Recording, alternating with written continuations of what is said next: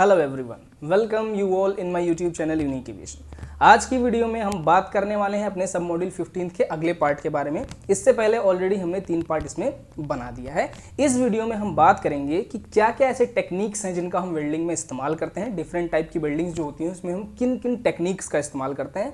फिर हम देखेंगे कि किस टाइप की सेफ्टी हमें लेनी होती है जब हम वेल्डिंग कर रहे होते हैं। फिर हम देखेंगे कि एक अच्छे वेल्डिंग की क्या क्या कैरेक्टरिस्टिक होती है, यानी आप कैसे पहचान सकते हो कि जो वेल्डिंग है वो अच्छी हुई है या फिर नहीं हुई है। उसके बाद फिर हम देखेंगे कि मटेरियल में जो एक्सपेंशन और कॉन्ट्रैक्शन का जो कॉन्सेप्ट है ये क्या होता है, यानी एक्सपेंशन और कॉन्ट्रैक्शन से क्या मतलब होता है और कितने टाइप के जो जॉइंट हैं वो हम वेल्डिंग से बना सकते हैं। इतनी चीज़ें हम इस वीडियोस में देखने वाले हैं। तो अगर आप चैनल पर नए हैं तो उसको जरूर सब्सक्राइब करिए। अगर वीडियो अच्छी लगे तो लाइक और शेयर जरूर करिए। सबसे पहली टेक्निक जो है वो ये होती है कि जब भी आप वेल्डिंग कर रहे हो, कोई भी वेल्डिंग अगर आप कर रहे हैं तो आप कभी भी जिस चीज़ से वेल्ड कर रहे हैं, अगर गैस वेल्डिंग कर रहे हैं तो आप टॉर्च का इस्तेमाल करते हैं, अगर आप मेटल आर्क वेल्डिंग कर रहे हैं तो आप इलेक्ट्रोड का इस्तेमाल करते हैं। इन दोनों ही केसेस में आपने देखा होगा जो वेल्डिंग कर रहा होता है आदमी वो हमेशा इसको कुछ एंगल पर इस्तेमाल करता है। यानी अगर वेल्डिंग मटेरियल है जिस पर आपको वेल्ड करना है तो आप इसको 90 डिग्री पर ना रख करके थोड़ा सा इसको झुका करके कुछ 20 डिग्री, 25 डिग्री, 30 डिग्री तक आप बेंड कर देते हैं। ठीक है,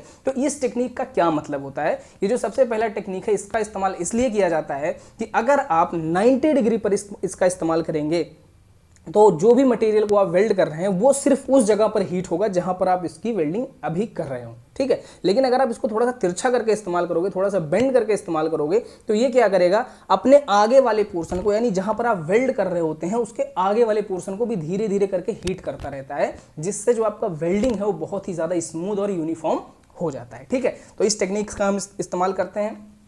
इसके अलावा फिलर रॉड को इसके बाद ऐड किया जाता है। अगर आप गैस वेल्डिंग की बात करें और इलेक्ट्रोड वेल्डिंग की बात यानी मेटल आर्क की बात करें तो जो हमारा फिलर रॉड है वो हमारा खुद इलेक्ट्रोड ही होता है जो कंज्यूमेबल होता है। ये डिपेंड भी करता है कि वो कौन कौन सी वेल्डिंग है और ये सारे डिस्कशन हमने पिछले की वीडियोस में किए हैं, जिसका लिंक मैं आपको डिस्क्रिप्शन में दूंगा, वहां से आप जरूर उसको वॉच करिए। फिर बात आती है कि एक अच्छे वेल्ड की क्या क्या खासियत होती है, क्या क्या खासियत होती है, कौन कौन से कैरेक्टरिस्टिक होते हैं। तो सबसे पहली बात है वो इवन होना चाहिए। ठीक है, जिसके लिए मैंने पहले बताया क्या टेक्निक इस्तेमाल होता है, उसको हम बेंड करके इस्तेमाल करते हैं। इवन का मतलब होता है ऐसा नहीं कि थोड़ा मटेरियल यहाँ वेल्ड का ज्यादा है, यहाँ कम हो गया, यहाँ ज्यादा हो गया। इवन का मतलब होता है बिल्कुल एक तरह से जो हमारी वेल्डिंग है वो यूनिफॉर्म होनी चाहिए।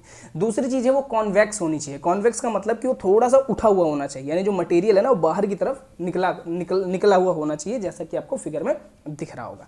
फिर तीसरी चीज है उसमें किसी भी तरह के ऑक्साइड का फॉर्मेशन नहीं होना चाहिए। मैंने बार बार आपको बताया है कि वेल्डिंग कर रहे हो, ब्रेजिंग कर रहे हो, सोल्डरिंग कर रहे हो, किसी भी कंडीशन में अगर ऑक्सीजन है वहां पे, यानी ऑक्सीडेशन फॉर्म हो रहा है, ऐसे केस में क्या होगा कि आपकी जो वेल्डिंग है, ब्रेजिंग है या सोल्डरिंग है वो बिल्कुल भी मजबूत नहीं होती है। तो हमें इस बात का ध्यान रखना है कि ऑक्सीडेशन ना होने पाए। ठीक है, इसके अलावा किसी भी तरह की पोरोसिटी नहीं होनी चाहिए। पोरोसिटी का मतलब होता है खोखला, यानी जो आपका वेल्ड है ना वो बिल्कुल ठोस होना चाहिए, यानी मजबूत होना चाहिए, यानी जो उसमें मटेरियल है ना वो अलग अलग ना हो बल्कि एक साथ ज्वाइंट हो, यानी किसी भी तरह का उसके अंदर खोखलापन ना हो। ठीक है, नेक्स्ट आता है आपका जो बेस मटेरियल है। इसीलिए मैंने आपको बताया अभी कि जो टेक्निक इस्तेमाल होती है वो कौन सी, थोड़ा बेंड करके।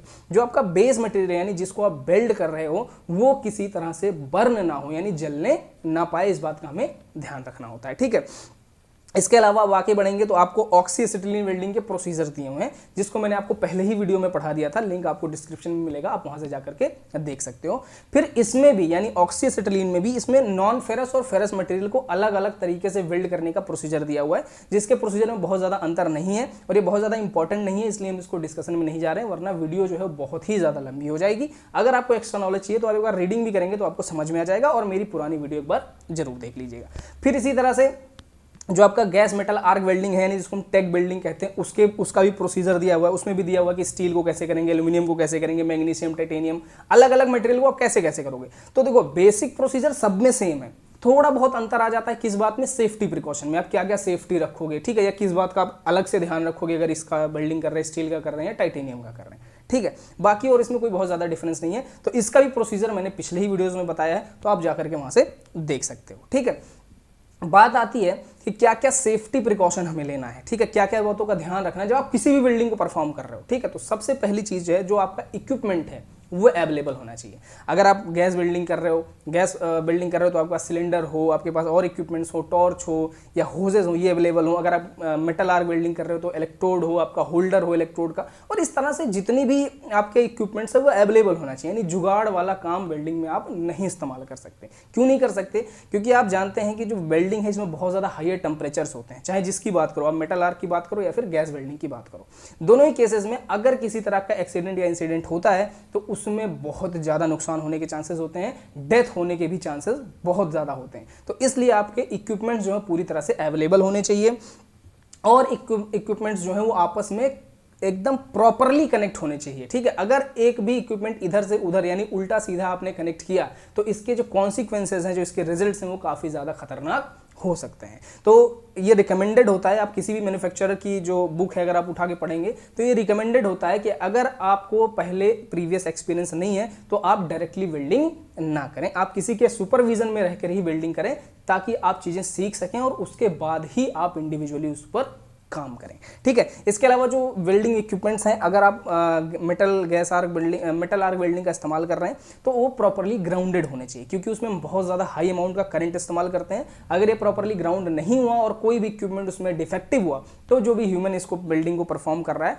उसको बहुत तगड़ा शॉक लग सकता है, जिससे उसकी डेथ भी हो सकती है। ठीक है, इसके अलावा जो भी इलेक्ट्रोड है या फिर इलेक्ट्रोड होल्डर है वो पूरी तरह से सेटिस्फैक्ट्री कंडीशन में होना चाहिए। ठीक है, क्योंकि सारा का सारा जो करंट है या सारा का सारा जो करने का जो सबसे बड़ा जिम्मा होता है वो इलेक्ट्रोड और उसके होल्डर के ऊपर होता है। तो ये चीज़ बहुत ज़रूरी है कि वो पूरी तरह से अच्छे कंडीशन में हो। इसके अलावा आपके पास आपकी खुद की सेफ्टी के लिए, जिसको हम पर्सनल प्रोटेक्टिव इक्विपमेंट यानी पीपीई कहते हैं, वो होना चाहिए। उसमें क्या क्या चीज़ें आपको जरूरी हैं? तो पहला आपके पास हेलमेट होना चाहिए, दूसरा आपके पास वेल्डिंग ग्लव्स होने चाहिए। ठीक है, वेल्डिंग ग्लव्स दो काम करता है। पहला तो आपको हीट से बचाता है, यानी अगर किसी भी तरह से वेल्डिंग मटेरियल आपके हाथ पर गिर गया तो आपका हाथ नहीं जलेगा। और दूसरी चीज़, वो इंसुलेटर भी होता है, तो अगर किसी तरह से करंट लीक भी होता है तो आपकी बॉडी में नहीं जाएगा। ठीक है, इसके अलावा आपके पास जो कपड़ा होना चाहिए वो प्रोटेक्टिव क्लोथिंग होनी चाहिए। ऐसा नहीं कि कोई भी कपड़ा पहनकर आप चले जाएं। ठीक है, जैसे मान लीजिए आप वेल्डिंग कर रहे हैं और वहाँ कोई ऐसा कपड़ा पहन रखा है जिसमें आग बहुत जल्दी लग जाए। ठीक है, तो ये क्या है, एडवर्स इफेक्ट क्रिएट कर सकता है। इसके अलावा आपके पास फुटवेयर होना चाहिए। ठीक है, यानी चप्पल पहन के आप वेल्डिंग ना करें, क्योंकि अगर मटेरियल गिरा तो आप जल सकते हैं, ऊपर से करंट लगने का जो शॉक लगने का जो खतरा है वो भी ज़्यादा होता है।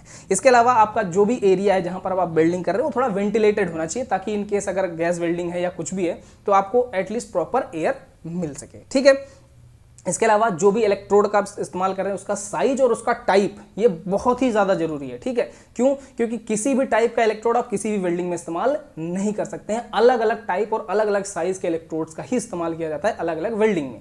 यही चीज़ आप पढ़ेंगे भी, जो प्रोसीजर मैंने अभी नहीं बताया आपको, अगर आप वो पढ़ेंगे तो उसमें भी आप देखेंगे कि डिफरेंट मटेरियल के अलग अलग टाइप के इलेक्ट्रोड्स का ही इस्तेमाल करते हैं। यही चीज़ डिफरेंट है, बाकी जो प्रोसीजर है वो सेम ही रहता है। ठीक है, इसके अलावा अगर आप गैस वेल्डिंग का इस्तेमाल कर रहे हैं तो प्रॉपर टॉर्चिंग, यानी जो टॉर्च का आप इस्तेमाल कर रहे हैं ना, वो टॉर्च जो है प्रॉपर शेप और साइज का होना चाहिए। ठीक है, इसके अलावा दो तरीके से आप टॉर्च को इस्तेमाल कर सकते हो। पहला स्ट्राइकिंग, यानी अगर आप वेल्डिंग कर रहे हो तो ऐसे ऐसे बार बार, मतलब यहाँ किया उसके आगे टच कराया, उसके आगे टच कराया, इस तरह से इस्तेमाल कर सकते हो। या फिर उसको स्वीपिंग मोशन में कर सकते हो, यानी यहाँ टच कराया फिर ऐसे करके ऐसे, जैसे आपको फिगर में भी दिख रहा हो, दोनों फिगर मैं आपको बगल में दूंगा, आप इसको देख सकते हो। ठीक है, इसके अलावा जो फ्लैट पोजीशन होता है, फ्लैट पोजीशन का मतलब क्या होता है, मतलब सीधे सीधे जो वेल्डिंग होती है उसमें कई तरीकों की वेल्डिंग आ सकती है। जैसे कि आप बीड वेल्डिंग कर सकते हो, जैसे आपको फिगर में दिख रहा होगा, ग्रूव वेल्डिंग कर सकते हो, फिलेट वेल्डिंग कर सकते हो, लैप जॉइंट वेल्ड कर सकते हो। बहुत तरीकों की वेल्डिंग आप कर सकते हो। ठीक है, डिपेंड करता है कि आपको इसको किस एप्लीकेशन में इस्तेमाल करना है। ठीक है,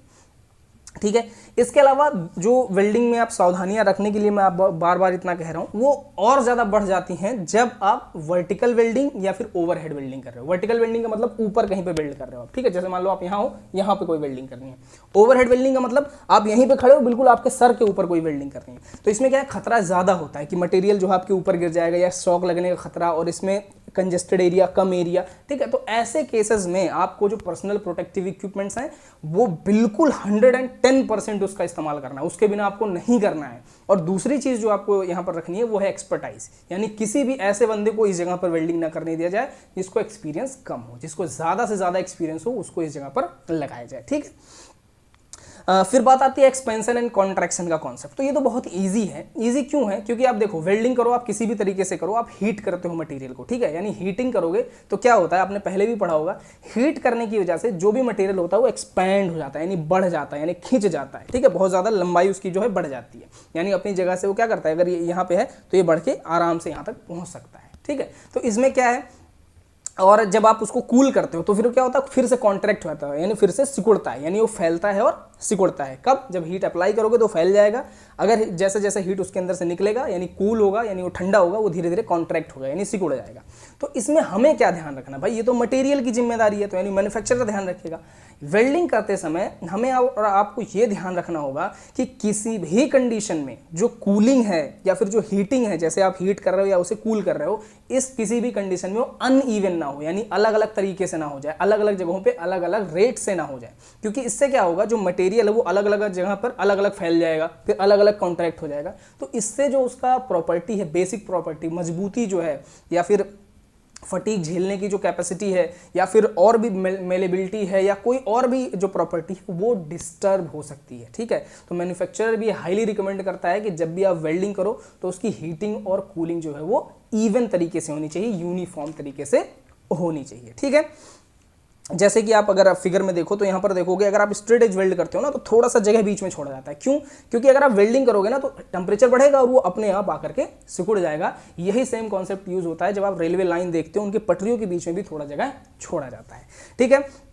इसके अलावा बहुत टाइप के जो जॉइंट है वो आप बना सकते हो गैस वेल्डिंग से। कौन कौन से जॉइंट आप बना सकते हो, तो जैसा आप फिगर में देखते जाओ, बट जॉइंट आप बना सकते हो, ठीक है, टी जॉइंट आप बना सकते हो, एज जॉइंट आप बना सकते हो, कॉर्नर जॉइंट बना सकते हो, लैप जॉइंट बना सकते हो, और इस तरह के बहुत ढेर सारे टाइप्स के जॉइंट बना सकते हो। पर मेनली ये जॉइंट्स जो है वो इस्तेमाल किए जाते हैं अकॉर्डिंग टू देयर एप्लीकेशन। जहाँ पर कॉर्नर है वहाँ पर कॉर्नर वाले जॉइंट की जरूरत पड़ेगी। इस तरह से अलग अलग टाइप के जो जॉइंट्स हैं उनको अलग अलग जगहों पर इस्तेमाल किया जाता है, ठीक है। तो आज की वीडियो में ही इतना ही। अगर वीडियो पसंद आई हो तो लाइक शेयर सब्सक्राइब करना बिल्कुल मत भूलना। इसके अलावा अगर आपको इसी तरह के बहुत सारे नॉलेज चाहिए, एएमई हो गया, सीपीएल हो गया, एरोनॉटिकल से रिलेटेड जो भी नॉलेज चाहिए, आप एक बार चैनल पर जरूर विजिट करो, आपके लायक बहुत सारी वीडियोज वहाँ पर हैं, ठीक है। तो अगर ये सारी चीज़ें जो समझ में आ गई हो तो ठीक है, अगर नहीं समझ में आती तो आप कमेंट करके पूछ सकते हो, किसी वीडियोज़ पे कमेंट कर दो, मैं उसका आंसर दे दूँगा, ठीक है। Thank you.